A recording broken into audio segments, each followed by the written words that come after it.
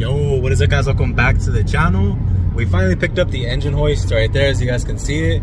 It was used, or it is used, like it's rusted and has a bunch of like scuffs and stuff on it, but I don't really care. Like the main purpose of it is just to take the engine out or pull it out. He had it up for sale for like 50 bucks and he gave it to me for 40 just because I drove all the way from where I live, which is like an hour away. And he gave it to me for 40 bucks, so shout out to him. I didn't even ask him to drop down the price, he just did it for me, so I really appreciate that. The plan is to go ahead and go home, take off a few more parts. We still gotta disconnect the trans, especially because I don't think this engine hoist is capable of like taking out too much weight. I think it's rated for about 1,000 pounds, and I believe the weight of the engine is about 500. I'll pick it up once I get home, start disconnecting a few more things, and then we'll go from there. Maybe we'll take out the engine in this video, but if it takes me a lot longer to take out the transmission, then we'll most likely make 2 different videos. All right, so now I'm removing the transmission bolts, and this one's actually relatively loose. If you take off the intake manifold on the top, it'll be a lot easier to remove, but this one is loose right here. Now, I was kind of skeptical, and I thought that this engine was removed before, but then I was like, no, maybe it wasn't, because a lot of things look pretty normal. But right here, there is a transmission bolt missing right here. It doesn't have one. Not sure why, but I'm pretty positive that was because they had taken this engine apart before. I'm pretty sure I can access the one over here as well. There's one right, can't really see with these hoses in the way, but there's one right here. That one shouldn't be a problem, but I'm just gonna loosen it for right now because I still don't have the other things that I need to completely remove it. But I'm gonna go ahead and try to take this other one off right here as well. You guys kind of get the idea. So right there, I'm pretty sure you can get like a breaker bar from this area right here. Take that one off as well. I already broke it loose, but what you can do is you can grab a breaker bar, or you can use a small ratchet like this. And then I have that from my jack, put it on top of there, and then you can go ahead and break it loose.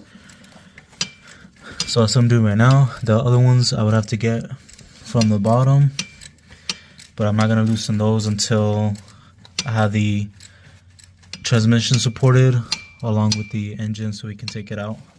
All right, right now I'm at the bottom, and this one here is a 19, and then for some reason this one is smaller. It might be like a 17. Same thing with this one. Same thing with that one. Same thing with that one. So I'm not sure why there's a difference in size, but these are kind of like tight, so when you loosen it, your hand will go all the way forward, and then you'll end up hitting something and most likely bruising or cutting your hand. So I broke the top ones pretty easily, no problem. So I know these are easy to take off, but now I gotta loosen these as well, and that should honestly pretty much be it. And then we're gonna support the engine from right here, not the engine, the transmission from right here. All right, so right now I'm removing this drain plug over here on the side. It's pretty big. It took me a while to get it off, but I used a breaker bar, and there you go. There's all the coolant coming out. It's hitting this sway bar right here, so it's making a mess, but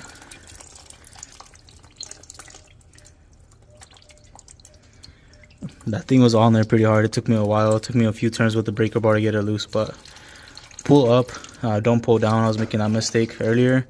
As I was removing this bolt right here on the right side where it has like the transmission dipstick, a piece of, I think, the block fell off right now, which is this one right here.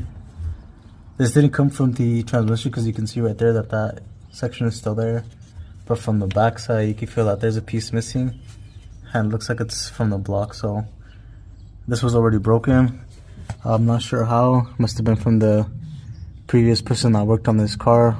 They most likely ended up breaking the other side right here and just slapped it back on there, so maybe the other person would have noticed. But that sucks. If the damage is really bad, most likely have to get a different motor or a new motor. If this has no effect to it, then we should be fine, but I don't think this would cause an oil leak, but I wonder if there's any other damage to the car.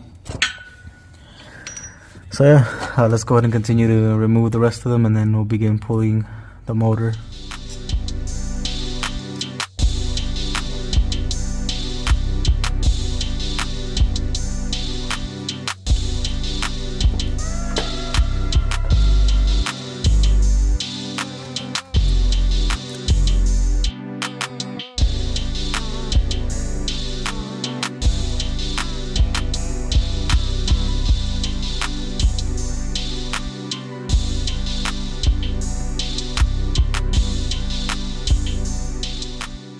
Alright guys, so right now we're pulling the engine up, and I went ahead and mounted it right here. Over there, there's like a bracket right there. Then there's that hole over there, and then there's this one right there. It has 2 points. Got this from Amazon, and I already started lifting it. I got it off of this motor mount, but it appears to be stuck on this one right here. So I'm gonna go ahead and go through the bottom, loosen that part. Gotta pull that up, and I think that should really be it. And then everything should be loose, and it'll bring the motor right out.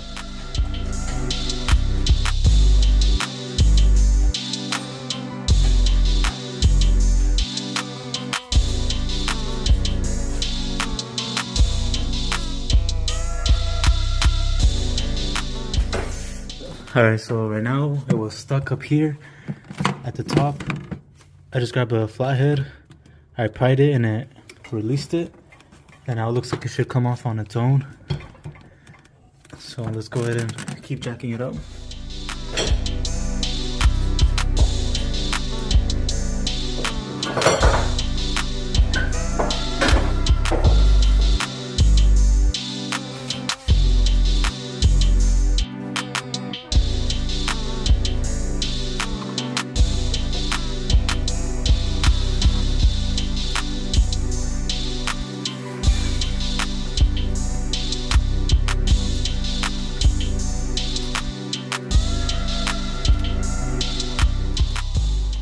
Alright, so I was having a lot of trouble with this header right here hitting the pipe over there.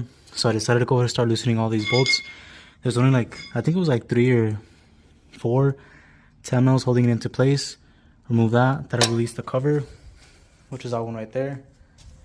And then you just got to remove all of these 14, yeah, it is a 14 nuts that go on there. I'm just loosening the last one right here. And now it's coming loose already. You can see that. There's a little bit of playroom with it already, but that should make it a lot easier because it's just getting stuck right there, hitting that. I also had to go ahead and disconnect this as well right there because it kept hitting it, and now with it off, that shouldn't be a problem, but this will give us a lot more space. Alright, so I got the header off. I just threw it back there, and then now I can go through the bottom and take it out, but I think I'll be fine. I'll just start pulling it forward, and I think we should be good now.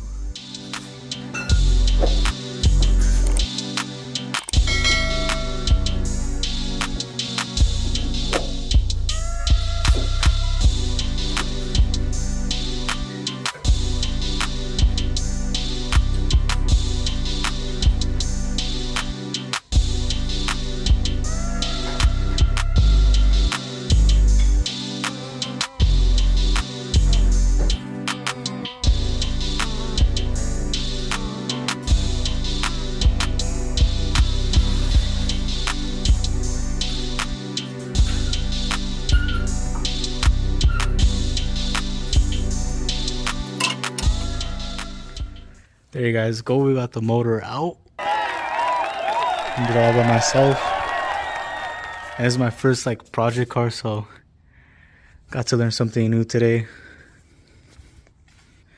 And that's the torque converter. Alright, cool. So I do have like a tire right there, and I think I have another one in the back, but I'm gonna use that to put the motor on there for right now. The only thing that I really missed to take out was this right here. There's just one, I think it was a 12 mil bolt to remove. Once you take that off, this is gonna slip up. You can take it out of the way, just like that. But other than that, removing the header actually helped out a lot as well. Every time I would push it up, I kept hitting it right there, where you can see that I was hitting it. It looks like I just scratched it. It's not bent or anything, which is really good. And then also right here, it was pushing it to the sides. I was hitting it right there, as you can see. It doesn't look like it's cracked or anything. It just looked like it took off the top portion because it has like this coat on it. A transmission to the engine, that came out really easy. Just make sure that the converter doesn't fall out because it can. So just add like a wire there or something, that way it doesn't slip out. Right now it's pushed in all the way, but when I took out the engine, it was kind of out like a little bit. So you want to be careful with that. And then it got stuck right there as well. When I was removing the engine, the mount over here on this side was not coming off. So I just took off the bolt from the bottom, and the entire thing came out with the engine. I do know that this right here is leaking. It was coming from like right here somewhere. You can see a bunch of buildup all over it, so this will make it easier for me to take this off as well if I'm going to replace it. But yeah, everything else was out of the way. The bolts right here to the transmission, or for the transmission to the engine, took those off. This just stays here, goes back there to the transmission, and then that right there, you don't have to remove that. Just disconnected the hoses.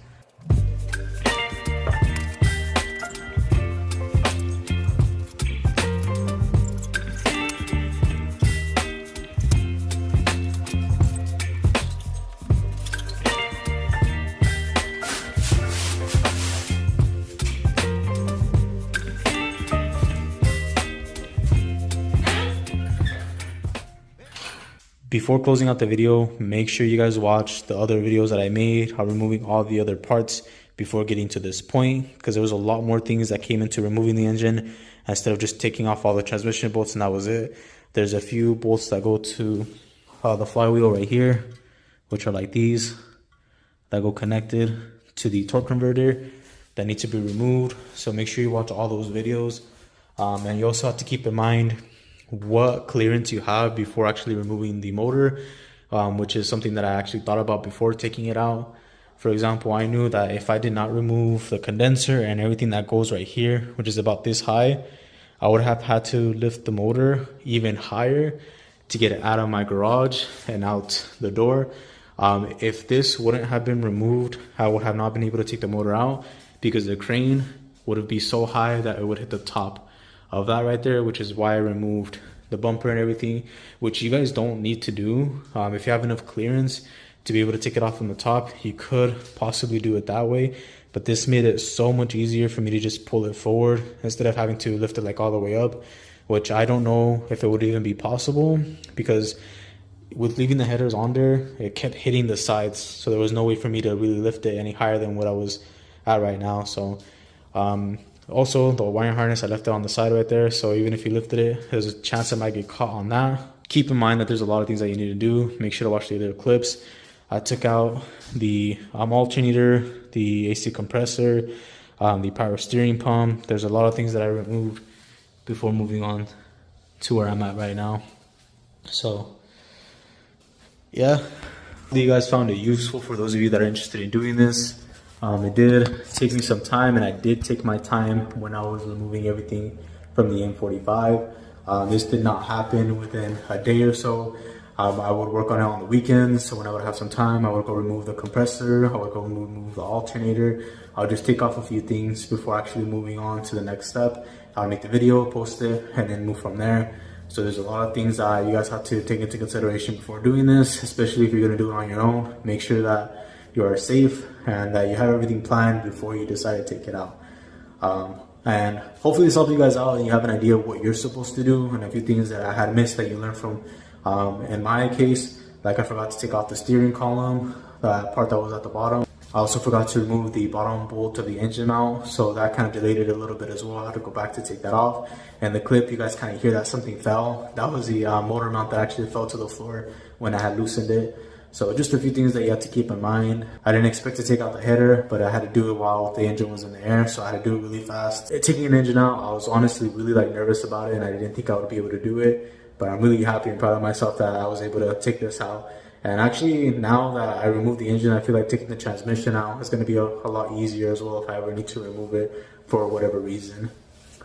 But yeah, it's a really long video. Thank you guys so much for watching. Hopefully it helps you guys out removing the engine from an M45. So right now I'm just running into a few complications on what I want to do with the engine, if I want to put in a new one or just rebuild this one.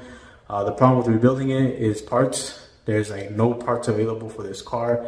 I should have ordered it when I saw the parts were available from D&J, but because I waited, now they're out of stock and I have to wait until they are restocked, and I don't know how long that's going to take. If they don't restock, then I'll most likely have to go with the new motor that costs like, I think it's about 4K, and then with the core it comes out to like 3,200, something like that. But a new motor would be pretty cool as well.